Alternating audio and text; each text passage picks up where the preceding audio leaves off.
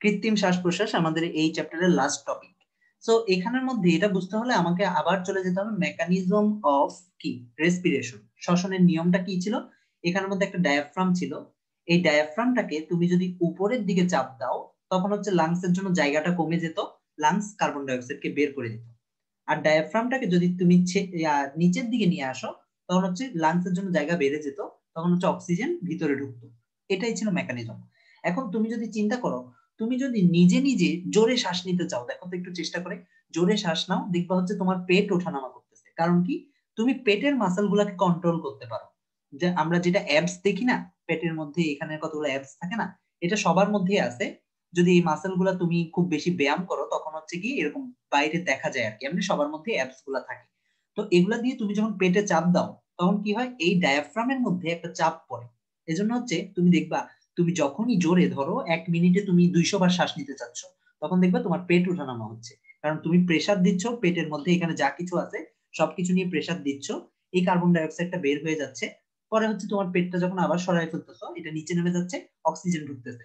এটা একটা মেকানিজম হতে পারে। আরেকটা মেকানিজম তুমি চিন্তা করে দেখো, তুমি আহ এই মেকানিজমটা সাধারণত দেখা যায় হচ্ছে গিয়ে মানে মুভি টুভিতে দেখা যেতে পারে। সাধারণত বাংলাদেশে কখনো তুমি পাবা না এই মেকানিজমটা, ছোট বাচ্চা বাদে। ঠিক আছে, ছোট বাচ্চাদের ক্ষেত্রে তুমি দেখবা হচ্ছে গিয়ে আহ এই মুখের মধ্যে তুমি যদি ব্লো করো, ধরো তুমি ব্লো করলে কি তুমি বাতাস এন্টার করাচ্ছ না, তখন তোমার এই ব্লোটার কারণে কি হবে, বাতাসটা লাংসে পৌঁছাবে। আবার তুমি যখন টেনে নিবা বাতাসটা, তুমি আবার টেনে কার্বন ডাই অক্সাইডটা বের করে দিচ্ছ।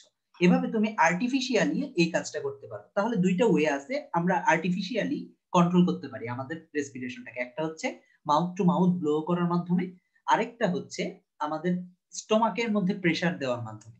এবং সাধারণত নর্মালি একটা পেশেন্টকে কখনোই এভাবে করা লাগে না, কারণ তুমি যদি ঘুমাইয়েও থাকো, তুমি না মরলে তোমার নর্মাল রেসপিরেশন চলতেই থাকবে। কিন্তু নর্মাল রেসপিরেশন কখন অফ হয়ে যায়, তুমি যখন পানিতে ডুবে যাও। এজন্য দেখবা পানি থেকে উঠার পরে প্রথম যে কাজটা করে পেটে চাপ দেয়, প্রচুর পরিমাণে পেটে চাপ দেয়, তখন একটা সময় চাপ দিতে দিতে দিতে দিতে হঠাৎ করে সে নিঃশ্বাস নিয়ে ওঠে।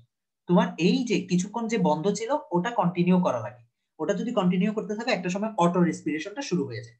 ঠিক তেমনি মাউথ টু মাউথ ছোট বাচ্চাদের ক্ষেত্রে পেটে এত জোরে তো প্রেসার দেওয়া যায় না ওদের ক্ষেত্রে, ওদের তো এগুলো টেন্ডার থাকে, তো ওদের ক্ষেত্রে মাউথ টু মাউথ করতে করতে একটা সময় দেখা যায় নিঃশ্বাস চলে আসে। তো এই বিষয়গুলো এইভাবে হচ্ছে আর্টিফিশিয়াল রেসপিরেশনটা করা হয়। ঠিক আছে, এই প্রসেসে কেন এই দুইটা প্রসেস ইউজ করা হয়, অন্য কোনো প্রসেস কি নাই? অন্য কোনো প্রসেসে তুমি চাইলে তুমি যদি বুকের উপর চাপ দিয়ে লাংসটাকে নাড়াতে পারো তাহলে ভালো, ওইটাও কাজ হবে, কিন্তু বুকের উপর চাপ দিলে এই রিবস গুলো তো ভেঙে যাবে। এজন্য বুকের উপর চাপ দেওয়া হয় না। ঠিক তেমনি তুমি পিঠের থেকেও চাপ দিয়ে যদি চাপ দিতে পারো সেম কাজটাই হবে, কিন্তু এখান থেকে মেরুদণ্ড ভেঙে যাবে। তাই পিঠের উপরও চাপ দেওয়া হয় না। তাহলে এই এজন্যই এখানে চাপ দেওয়া হয় আর এই অংশে চাপ দেওয়া হয়। আশা করি বুঝতে পারছো।